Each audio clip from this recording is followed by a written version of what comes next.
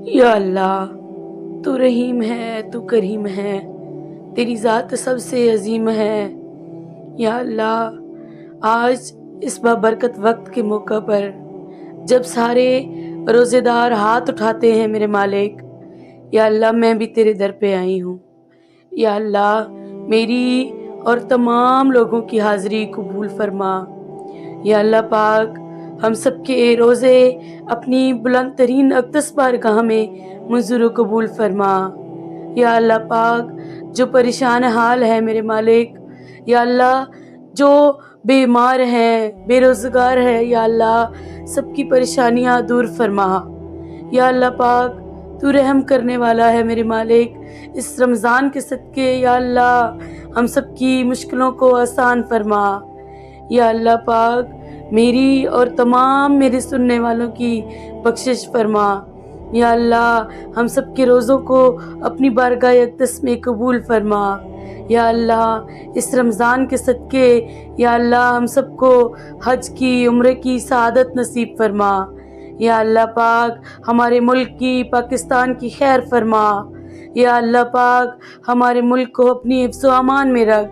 یا اللہ پاک، رحمت کی بارش عطا فرما۔ یا اللہ پاک، تو رحیم ہے، تو کریم ہے، میرے مالک ہم سب کے صغیرہ و کبیرہ گناہوں کی بخشش فرما۔ یا اللہ پاک، بے اولادوں کو اولاد نورینہ عطا فرما۔ یا اللہ پاک، بے روزگاروں کو حلال روزگار عطا فرما۔ یا اللہ پاک، اس پاک وقت میں یا اللہ اس بابرکت وقت میں جب سارے روزے دار اپنے ہاتھ اٹھائے ہوئے ہیں میرے مالک، ان سب کی نیک دلی حاجتوں کو پورا فرما۔ یا اللہ پاک، ان سب کی دعاؤں کو یا اللہ پاک اپنی بارگاہ اقدس میں قبول و منظور فرما۔